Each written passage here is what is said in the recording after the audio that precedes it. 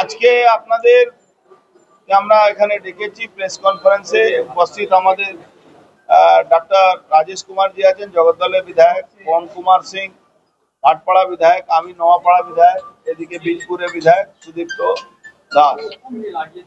আজকে এটা গুরুত্বপূর্ণ এই প্রেস কনফারেন্সে আপনাদের ডাকা হয়েছে। আপনাদেরকে কতগুলো কথা আমরা জানাচ্ছি। আপনারা জানেন ওই 4 তারিখে যখন সারা বাংলা পরিবর্তনে ঝড় উঠলো, পরিবর্তন হলো, পরিবর্তনের পরে যতগুলো অসাধু শক্তি ছিল যারা পৌরসভা পঞ্চায়েত লুট করে তারা জিতেছিল একটা সময়, তার মধ্যে 90% এরকম লোক ছিল যারা লুট করে তারা ভোটে জিতেছিল, মানুষের ভোট দিয়ে জিতে। তারা অনেকে পৌরসভা তারা কাউন্সিলর ছিলেন, অনেকে মেম্বার ছিলেন, আপনার কেউ সিআইসি মেম্বার ছিলেন, কেউ ভাইস চেয়ারম্যান ছিলেন। ইতিমধ্যে আমরা দেখেছি কি প্রথম শুরু হলো কাঁচরাপাড়া থেকে, হালিশহর থেকে, তারপরে ভাটপাড়া, তারপরে আজকে গ্যারুলিয়া মিউনিসিপ্যালিটিতে প্রায় বেশিরভাগ কাউন্সিলর তৃণমূল কংগ্রেসে, যারা 99 কি 100% তৃণমূল কংগ্রেসের কাউন্সিলর ছিলেন, 99% তারা স্বেচ্ছায় বিনা কোনো দবাবে, বিনা কোনো প্রেসারে তারা রিজাইন করেছেন নিজের কাউন্সিলর পোস্টে। একটা ক্রাইসিস ক্রিয়েট হয়েছে। এই ক্রাইসিস ক্রিয়েটের জন্য আমরা আপনাদের কাছে আজকে এই প্রেস কনফারেন্সে উপস্থিত হয়ে আমাদের বক্তব্য একটাই, এই ক্রাইসিসের মধ্যে আমরা সরকারের কাছে স্পষ্ট একটা বার্তা দেব যে এখানে ইমিডিয়েট অ্যাডমিনিস্ট্রেটর বসিয়ে দেওয়া যায়, একটা টিম করে, 5 জনের টিম করে।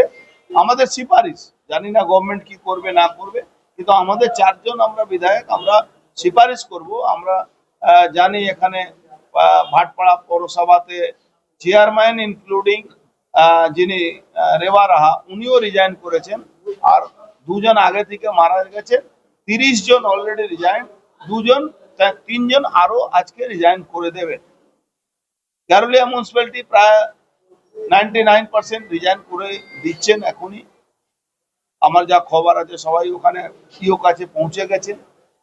তারপরে বীজপুর কাঁচরাপাড়া পৌরসভা 14 জন রিজাইন করেছেন, হালিশহর পৌরসভা 16 জন রিজাইন করেছেন, বাদ বাকি যারা আছে তারাও রিজাইন করে দেবে, এরকম আমরা শুনেছি। একটা সাংবিধানিক অসুবিধা, মানে পৌরসভার জন্য সাংবিধানিক সমস্যা দেখা গেছে।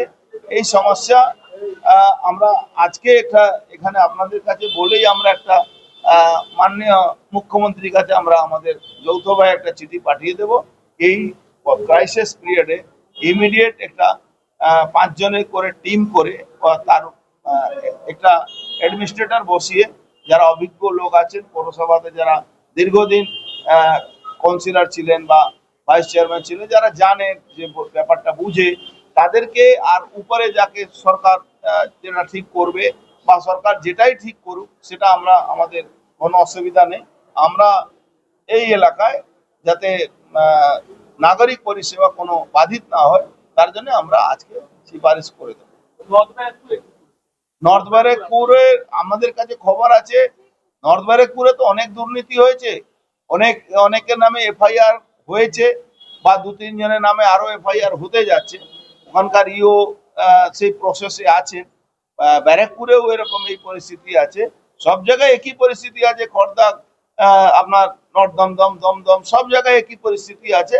তারা এখন মানুষের কাছে তারা ফেস করতে পারছে না, তারা রিজাইন করবেন এরকম আমরা সবটাই শুনছি, কিন্তু অলরেডি যেটা রিজাইন হয়েছে তারা সেটা আপনার কাছে। দেখুন, আমাদের থাকলে চাইলে তো হবে না, মানুষের প্রেসার তো একটা ব্যাপার আছে, মানুষের কাছে মুখ দেখাতে পারছে না। এখন পার্থ ভৌমিকের ভাই Shekhar Bhowmik just now resign, Partha Dasgupta already resign, LCIC resign.